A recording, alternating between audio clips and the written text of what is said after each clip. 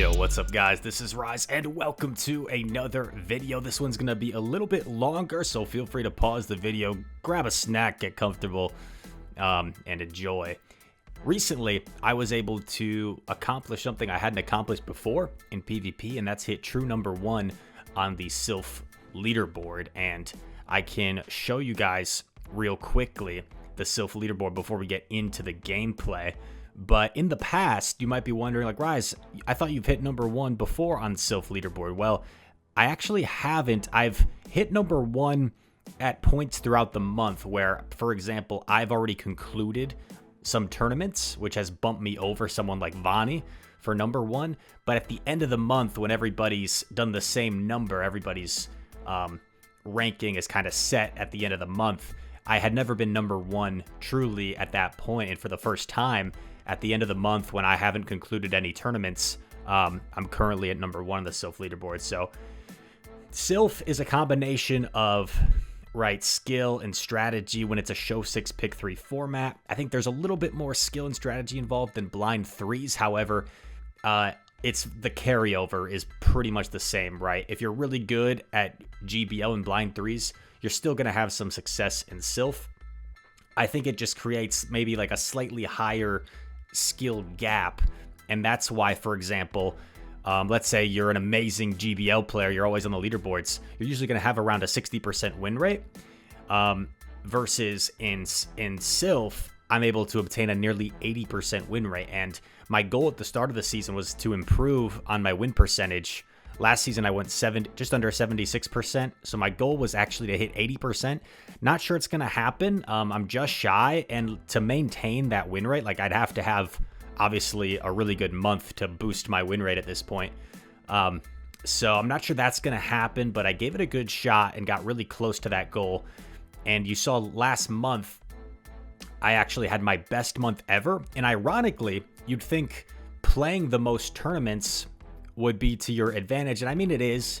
You get 6 tournaments every month that count towards your ranking. So if you only play like 1 or 2, obviously, you're not going to be able to get to the top of the leaderboard. So you do have to play close to 6.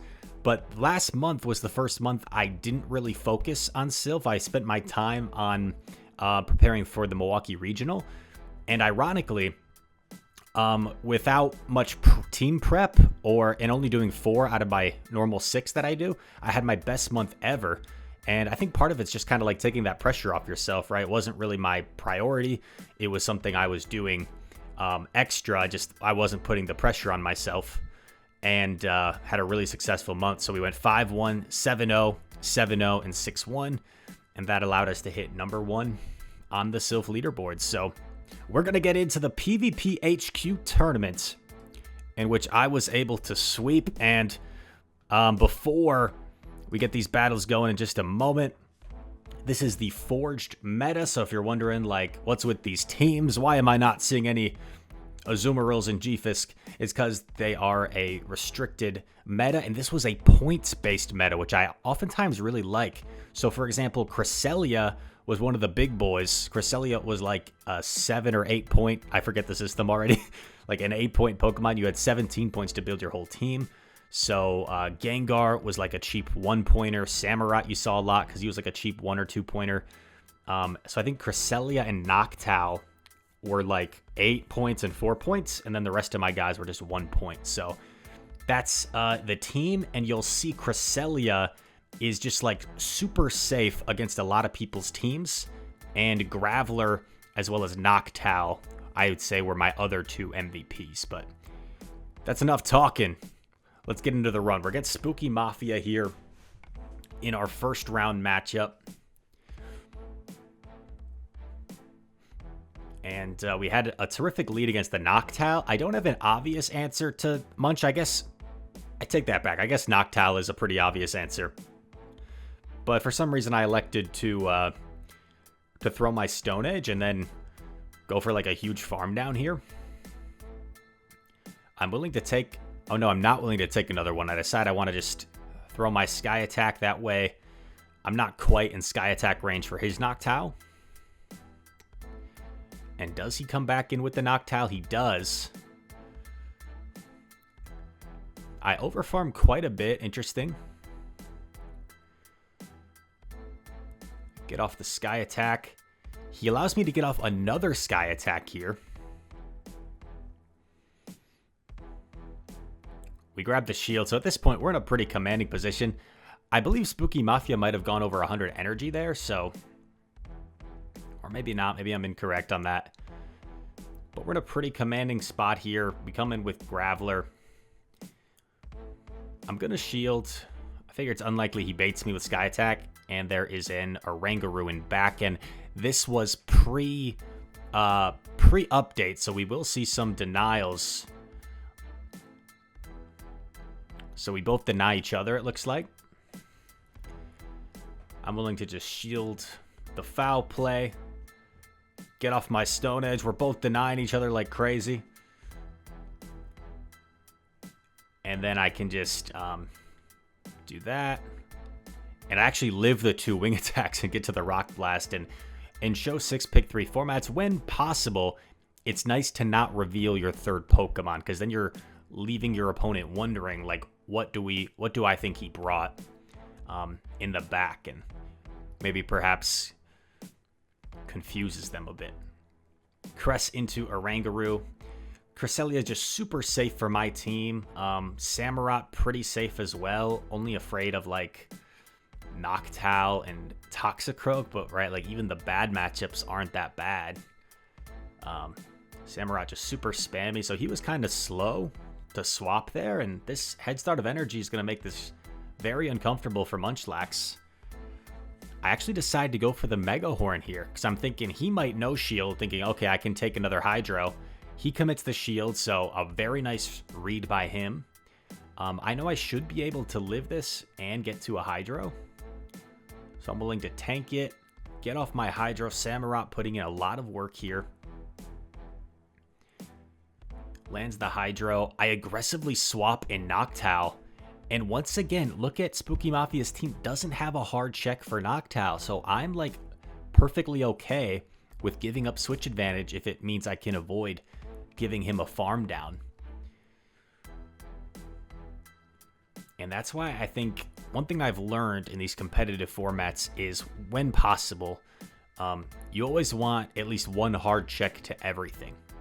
Because when you go against high-level players, if they see they have something that's unchecked, meaning it doesn't have a hard counter, they're just going to abuse that and try and put in as much work as possible. And sometimes it's not possible to have like a hard check for everything with these metas. Sometimes they're very balanced and neutral.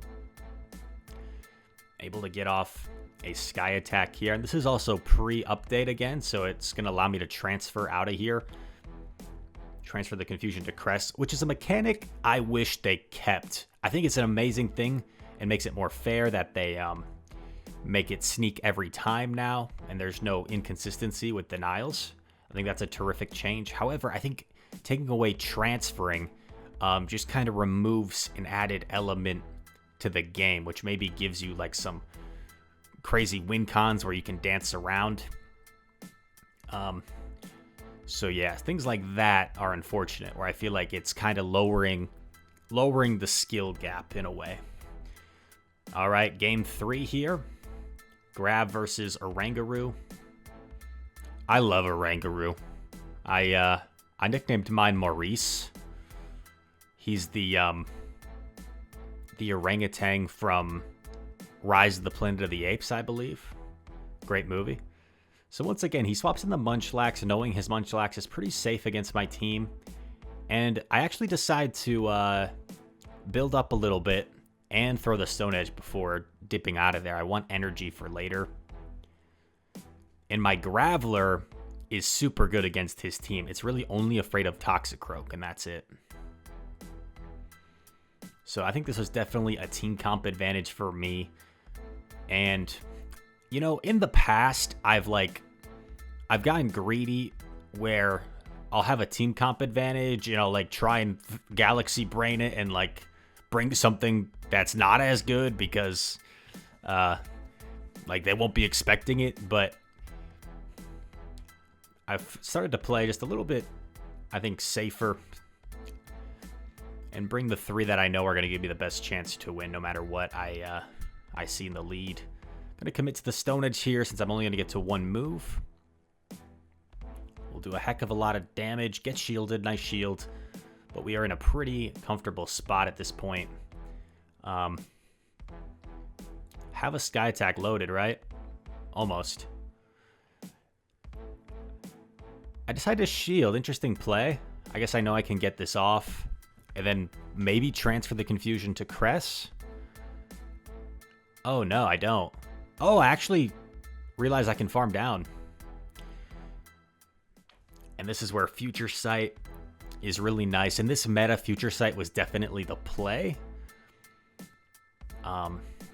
There were a few fire types roaming around, such as Shadow Kanto Ninetales, where Future Sight's very helpful.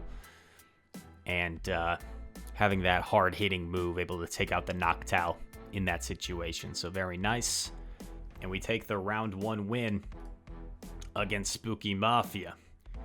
So GG's to him. Now we've got Ko is a beast. A little bit of a glitch there. Beware makes his first appearance. Beware of the bear. So I'm over farming here. Beware is super glassy, so I actually shield the Hydro Cannon. I go up to double Superpower. Superpower is a really good move. Does a lot of damage for minimal energy. I decided to double Superpower here, and I'm thinking I might switch into Samurott. Yeah, gonna switch into my own Samurott. I think I gotta respect the Mega Horn here. Correctly shield the Mega Horn, which is nice. Looks like my charge move didn't register for whatever reason, but that's okay. I'm going to be able to get off 2 Hydros here, which will nearly KO. I knew it wouldn't quite KO, so I'm actually going to overfarm more. And this way I can come out with more energy. So I think this is actually a pretty smart play by me. Rather than throw that Hydra right away and have him barely live and get off the body slam, this way I come out already with another Hydro. Probably a misplay there. I probably could have gotten to that Mega Horn if I just stayed in. But I didn't want to risk getting, like, sniped by something with my low health, I guess. I don't know what would have possibly sniped me, but now Orangaru's super low. We actually come in with the Beware, anticipating that he was going to swap out. Does Beware live this? Oh, Beware! Let's go! Beware gets to the stump. Gets to the stump. And then we can just combo play with our Hydro Cannon. And there we go, Beware. Making himself useful. So Beware was like a nice little coverage pick in this meta. It could put in a lot of work against a lot of normal types. However, Orangaru was very common and made it a little bit tough to bring Bewares just because Orangaru has a very dominant matchup there. Positive lead here against Greedent. Gonna resist the Bullet Seeds. So this is a fairly close matchup, but Noctowl is gonna be able to win this in the even shield scenario. Opponent throwing back-to-back here. Gonna get off my first Sky Attack. Green is just so dang spammy. You've got the Owl versus the Chipmunk. Alvin. Ko goes for a Crunch, which is interesting. I undercharge? Not sure that was necessary. And that's a situation where the undercharge kind of backfires, right? Because he ends up swapping out anyway. So now he still has that Greedent as a catch opportunity later on. Whereas I could have just gotten rid of it if I hadn't undercharged. But we get a nice Fury Cutter down. We still have a fully healthy Graveler in the back. And it's his own Samurott. So at this point, I'm willing to go straight Hydro, to be honest, because I just want to get this thing into Volt Switch down range. If he lost track of energy, I get the shield, which is great. I'm going to force him to throw a Hydro at me here. And this way, I should be able to simply get to a Rock Blast. Or do I come in with Knock? Because Knock has some energy, right? I come in with Knock and get this off. This is huge. And now I can swap Grav.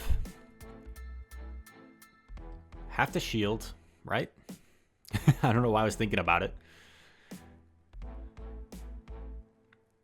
And we're able to Volt Switch down Alvin for the win. Nice game 1 win there as we head into game number 2.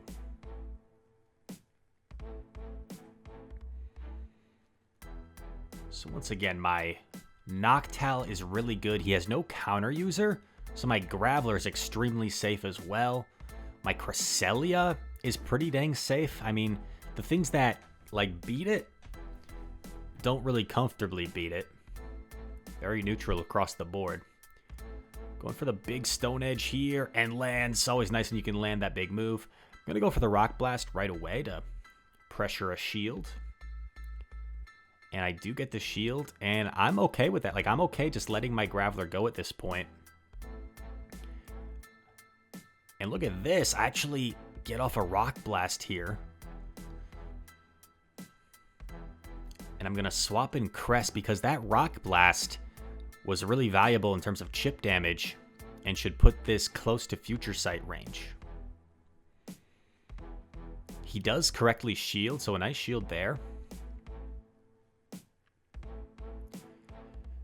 Griant lands the crunch and gets the defense drop. I decide I'm going to shield the second one. Going for the Future Sight right away. I know I should be able to live a crunch from this range. Oh, and he baits me. So I'm actually able to call that, I guess. Land the Future Sight, and now we've got Samu up a shield against Samu. So basically just have to avoid my opponent catching, and this should be good game. Very nice bait. I'm going to overfarm. He went for the catch, which is the correct play. And then we go for the Mega Horn. Just had to be a little bit patient there. Not fall victim to the catch. And we get the win. All right. So that's a round 2 sweep against Ko as a Beast. And now we got Luau in round 3. Let's see. Just quick first impression. Once again, Noctowl looks really good. Cresselia has to worry about the Araquanid.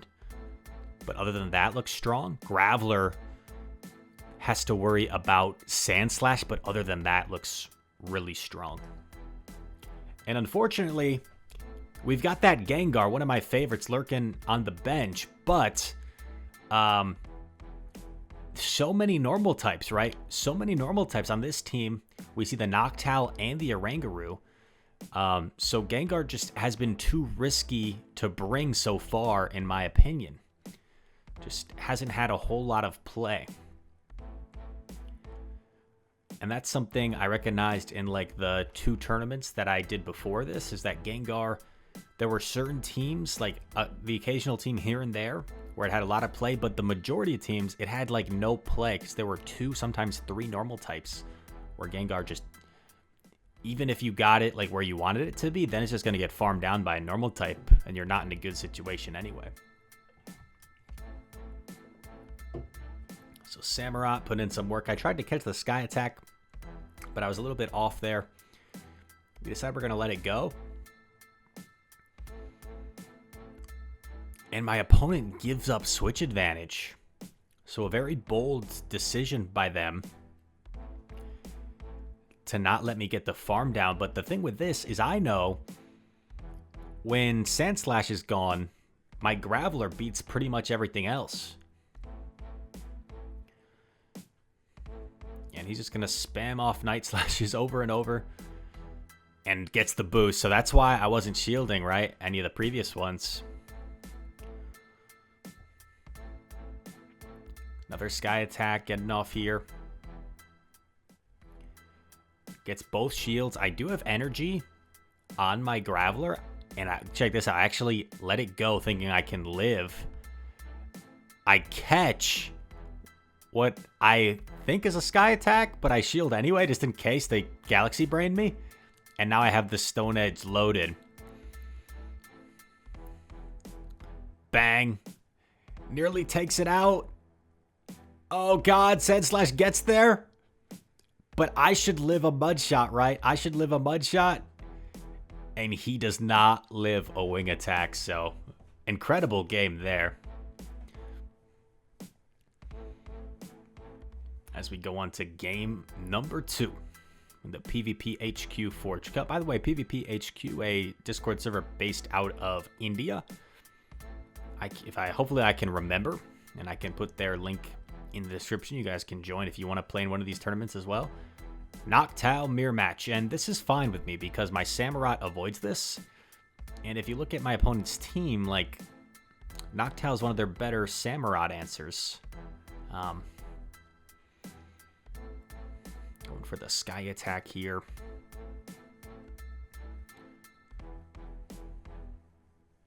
We land the Sky Attack. I'm actually going to shield because I feel like switch advantage could be important. Let's say they have an Araquanid in the back. I want to get my Samurott preferably on the Araquanid and not my Cress. So we're able to take it out. In comes Blastoise. And let's see if I decide to give up switch at this point. I do. I swap aggressively into my Cress. I don't want to allow the Blastoise to farm down. Probably would have been better to instant throw my Grass Knot there to put the pressure on my opponent. But we get it off here. And they let it go. And they're putting it all on Oranguru. And I'm feeling pretty good because I know my Samurott in back likes this matchup. And I actually get a shield there, so now I'm feeling really good. I go for a CMP tie here. I'm pretty sure I live the foul play, but I'm wrong. I don't live the foul play. And I'm able to catch, actually, on my Noctowl. So a nice little catch. He ends up getting a nice farm down anyway, but this is good because he's in Hydro Cannon range, so I can safely just shield. I know the Blastoise is extremely low, and because he's running Confusion, it should be very easy for me to avoid the catch, right? I'm aware that Confusion is a 4-turn move, and I'm rocking Fury Cutter, which is a 1-turn move, so I can simply just throw in between the Confusion and not give him a chance to catch. So that's an important concept to know for these tournaments, to avoid those catches from happening, because there's so many amazing battlers you go against, and they know their counts, and they're going to try and make those catches, so you got to be aware when you can prevent them from even having the opportunity to make those catches. Cress versus Muck. Okay, so bit of a weird matchup, right? My opponent actually swaps right away, and I'm okay with this because my Graveler does really well against that Muck. So I'm okay with staying in here.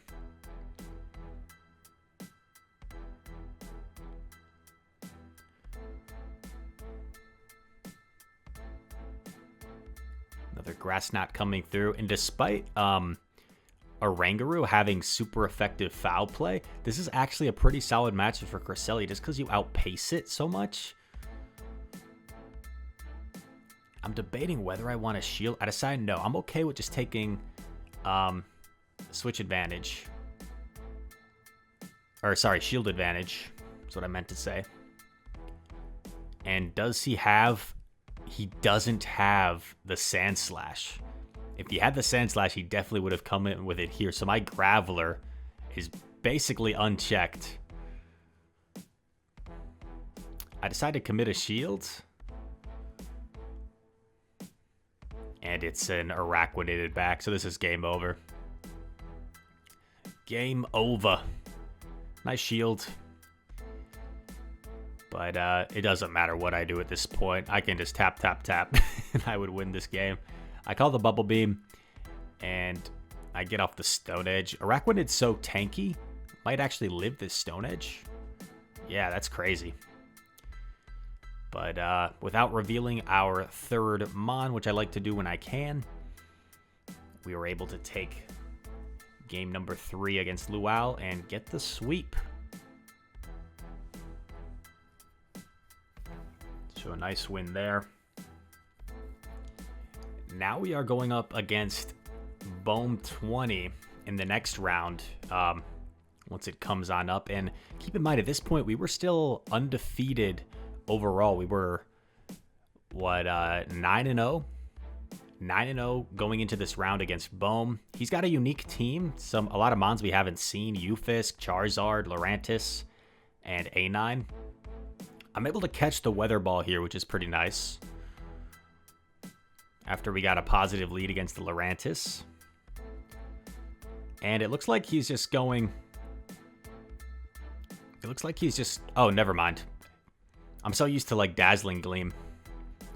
I just put it past me that it was a Psyshock. And Switch Advantage is kind of important here, so I'm like, okay, damn, I'm going to have to shield a Weather Ball, which sucks. I should have definitely shielded the Psyshock. That's a misplay by me. Going to get off the Hydro Cannon here. And he's willing to shield. And, oh, man, this is brutal. I'm debating whether I want to shield or not. So, okay, I actually lose Switch Advantage. And I'm going to go for a very aggressive Psycho Cut down here. Gonna have to eat a Weather Ball, but that's totally fine.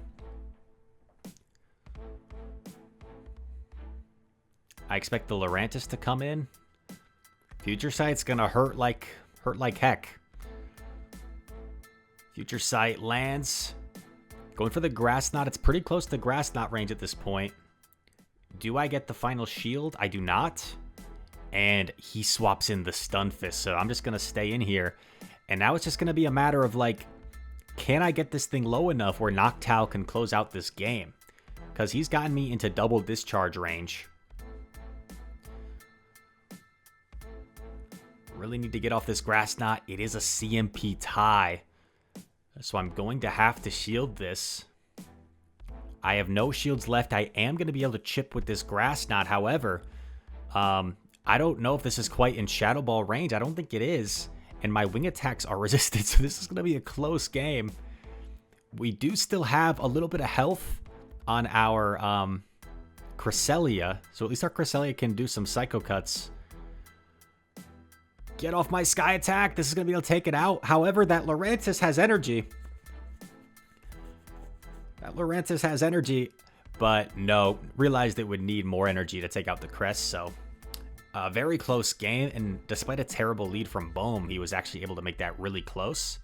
And Gengar, making his first appearance. I think I was trying to catch the Lurantis again, but this time with the Gengar. We safe swap our Crest. Future Sight lands, bang.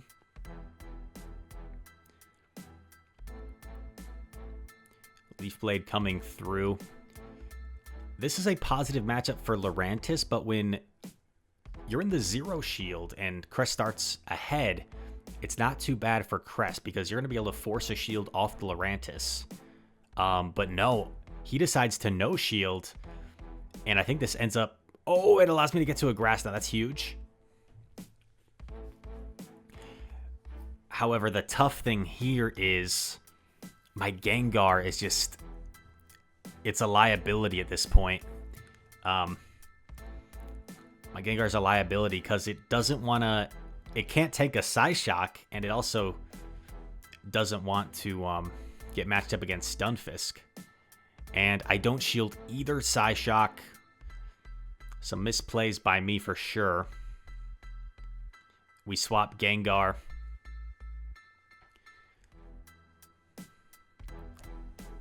Able to get the sneak. Shield the Mud Bomb. And at this point, I just have to land a Shadow Ball to have a chance. He shields the Shadow Ball. Is he going to get to the Mud Bomb first? He is by 2 moves, so not even close. So it looks like I would have needed to successfully bait there to have a chance. And, okay, so that was... I actually lost the recording to 1 game, but we were able to beat Bohm 2-1. So he actually gave us our first loss of the, in terms of individual matches, but we still won the match 2-1. In terms of individual games, he gave us our first game loss, but we still won 2-1. So now we're into round 5 against Jarunja, one of my Mazer teammates. And he's got some unique picks. Shadow Nidoqueen, Piloswine, a couple of ground types. But once again, with that double normal, it's just too risky for me to bring my Gengar. So you see me sticking with the Cress and the Noctowl in a lot of these matches. I kind of found the core that I liked between those two. And bulky Noctowl going to be able to get to another Sky attack. Juru lets it go. I don't want to get farmed, so I aggressive swap my Cress. And once again, like, if we look at his team, what's his best answer to Cress? It's just so safe in this meta. There were very few hard counters for it.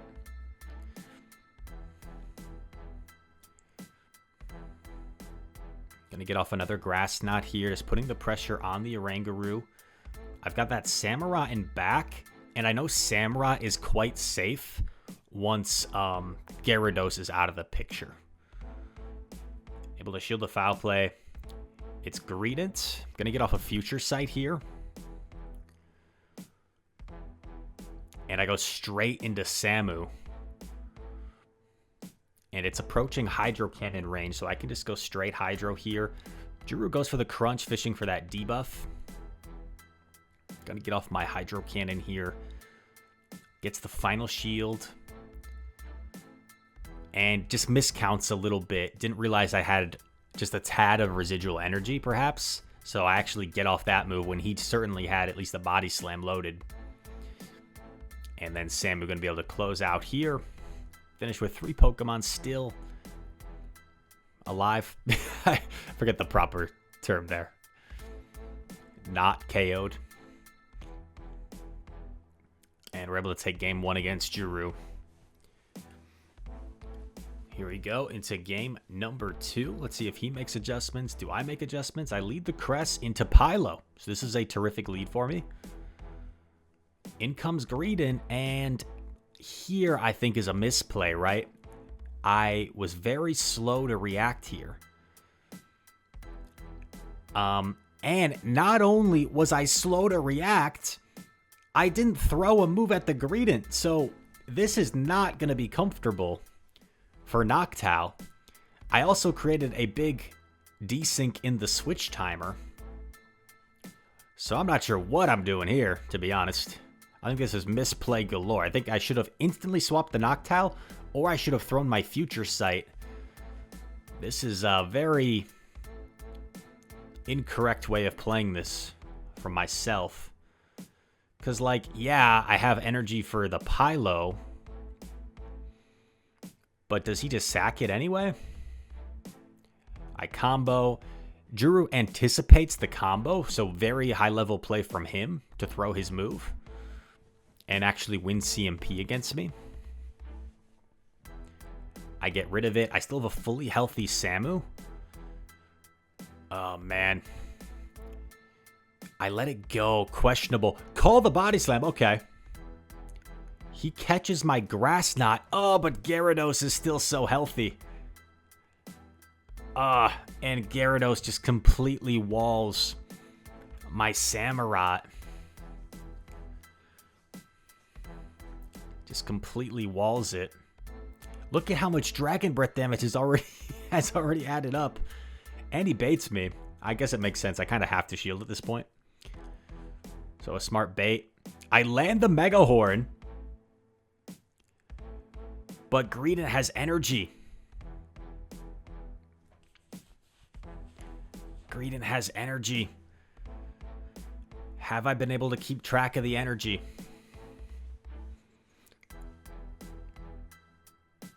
And very smart there. He waited for just a split second. Can't really do it anyway, I guess, against one turn. But just waited for a moment if I was going to try and catch, and able to avoid me from catching. So still a winnable game there if I had caught.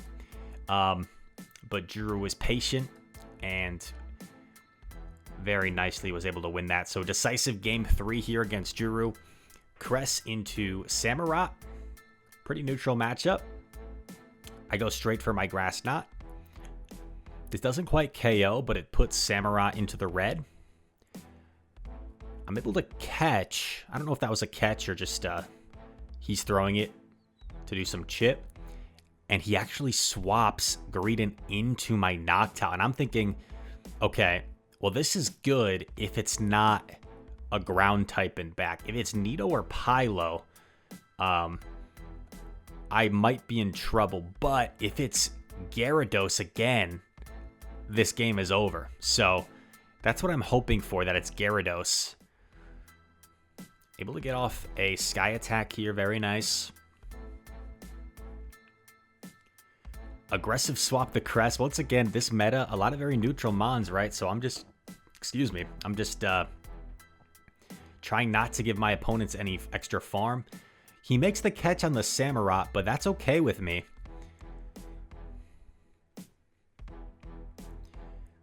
And it's a Rangaroo in back. So I'm thinking I'm in a pretty good spot here. I just have to make sure I don't make any big mistakes. I get the sneak. I'm actually going to shield this because my Grass Knot's chunk, right? So I'm going to be able to get some nice chip damage here.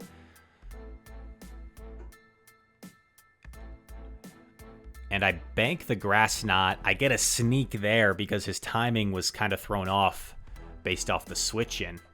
Just not messing around, going straight for the Rock Blast. Want to get this thing into Volt Switch down range. It actually KOs. And now we got this one in the bag. Nothing fancy, just going straight for the Rock Blast. And Graveler able to clean up in the back and get us into the next round. This is now round 6 against Arsenio, a terrific battler from France.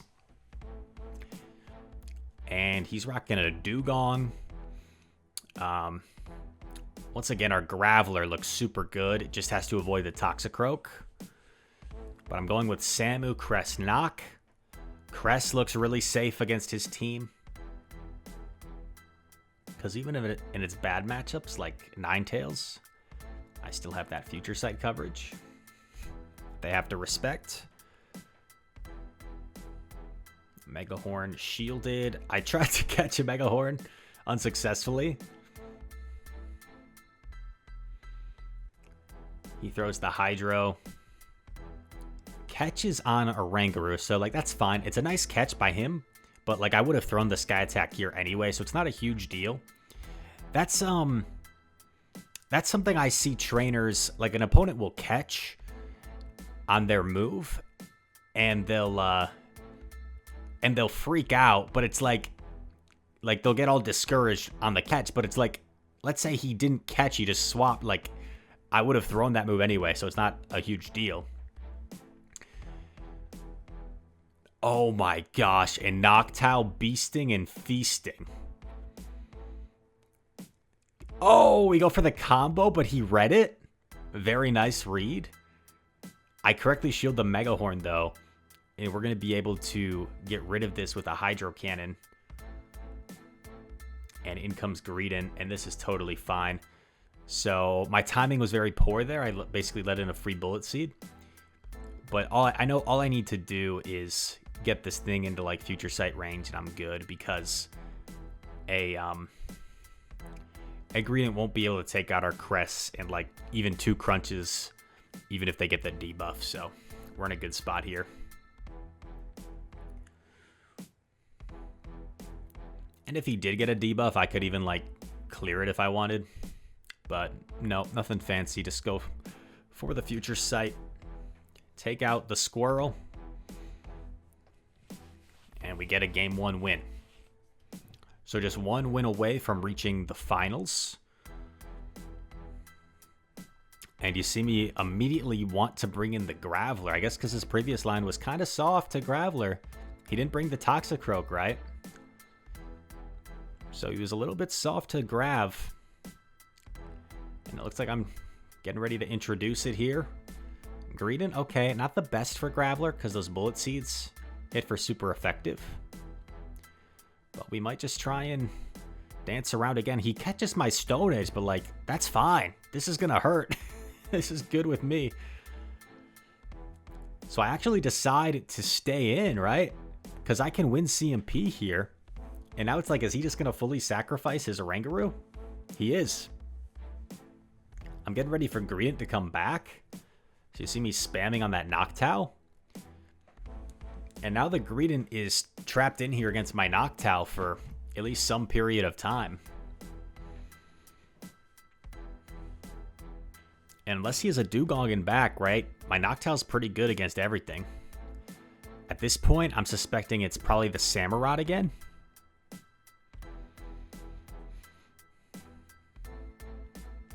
Another move coming from Mr. Greedent. And it's actually the K9, which is a little bit scary. However, I have my Grav that's going to resist these fire spins. And I can almost just commit to a Volt Switch down at this point if I want to. I decided to throw my Rock Blast just to be safe since I have them. He lets it go. He's going to put it all on the Greedent. Try and maybe Bullet Seed down and then spam away charge moves. So he still has a shield, but I have a fully healthy Cress. And my Noctowl isn't even in Bullet Seed down range. Oh, gosh. I apologize. And I think he was a little frustrated at that point. So we get the catch. I mean, it's just kind of a prediction, right? A little bit of a nasty catch, but just making the prediction of when he's going to throw. And it doesn't even matter, right? Because even if we didn't necessarily need to catch, we were in a winning position anyway. So a nice sweep there against Arsenio, and that will put us in the finals against Hot Pocket. Friend of mine, cool kid.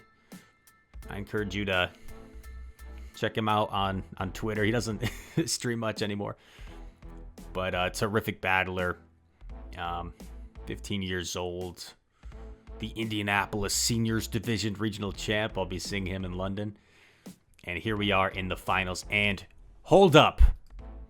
Before it shows what team I'm running exactly. When we look at Hot Pocket's team, what Mon looks really good and beats 5 out of 6? It is a Mon that I have only run one time in this entire tournament. In 18 games, I used it once and I lost that game. It is the Gengar. The Gengar beats everything on his team except for Oranguru. So if Gengar stays away from Oranguru, it's going to be a problem. And you're going to see me try and abuse that in this match. So he swaps in the Lycanroc. Psychic Fangs, I wasn't sure how much it does. That's how much it does, apparently. I go for the Shadow Punch here, potentially on a CMP tie. Doesn't KO, which is kind of bad for me, but at this point, I'm like, you know what? I'll just let it go. That's totally fine with me, because once Lycanroc is gone, my Noctowl is pretty dang good against everything else.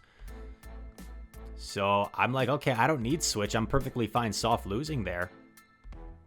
Here's the Oranguru, and I know there's a Samurott in back, right?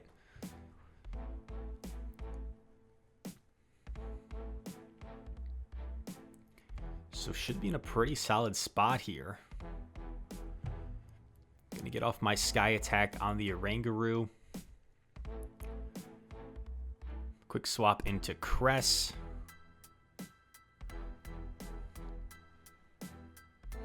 Going for the Grass Knot. Kind of has to shield. And this is a little bit sketchy, right? Because we have to kind of call a Hydro. Because we get outpaced by the Samurott. So if he lands a Mega Horn, we're kind of screwed. But if we also get baited, we're kind of screwed. Debating whether I want to expend my shield or just save it for knock.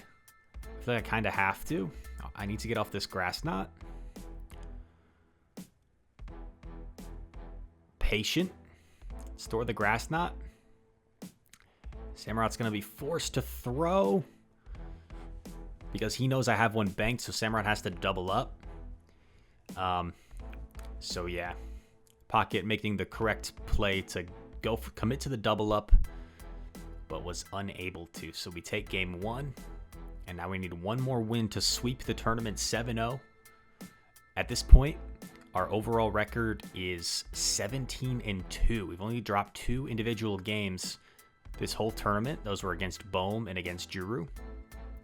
Terrific lead for us here against Lurantis. In comes Samurott.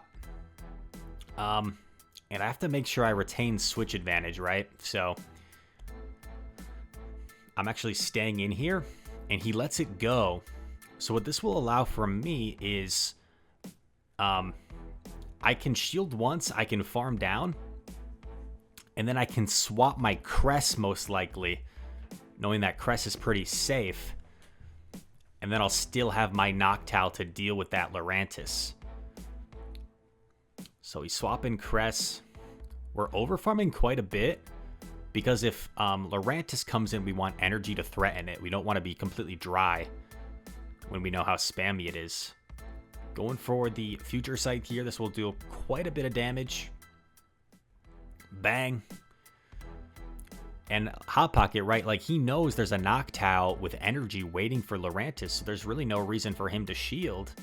And now Cress, the boss that it is, getting to this Grass Knot, forces a shield. Combo play with the Noctowl because there was a big desync in our switch timers. And we were able to navigate that situation probably as well as we could have.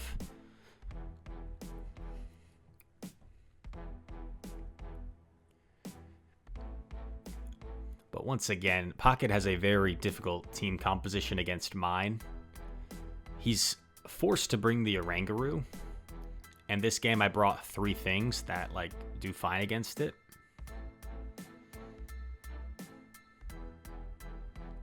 And then obviously Samurott will just be able to close out here. And with this win, we're able to clinch the 7-0 sweep. I'm not sure if I have game 3 in here as well. Looks like I do. To close things out here. And we're going to try and have some fun with the Gengar as the lead. We catch the Samurott.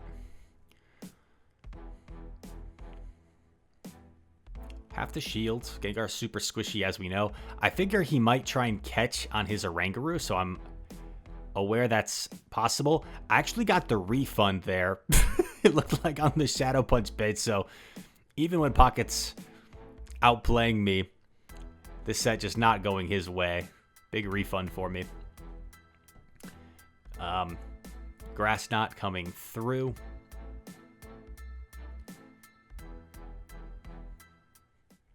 Another Grass Knot gets a shield. I'm going to let this go. I feel like Gengar's going to need a shield. Don't get there. And here I make, I think, a pretty insane play. I figure he wants to save this. And I predict that he's going to swap out.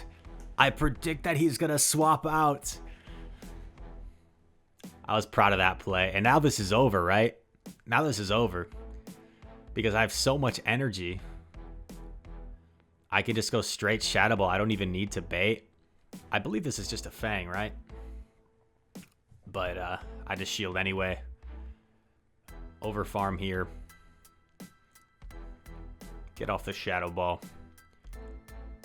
Show the Noctowl, and Pocket realizes it's over. Very difficult team comp for him, and that can be really frustrating when your opponent has a team comp that's like nearly unbeatable for you. So I might have done the same thing in that situation. I thank you guys for watching. 7-0 victory in the PvP HQ Forge Cup. Thank you so much for the support. If you guys enjoyed this Silph content, make sure to leave a like and subscribe. Comment down below. All comments are appreciated, and I very much hope to see you in the next one. Peace.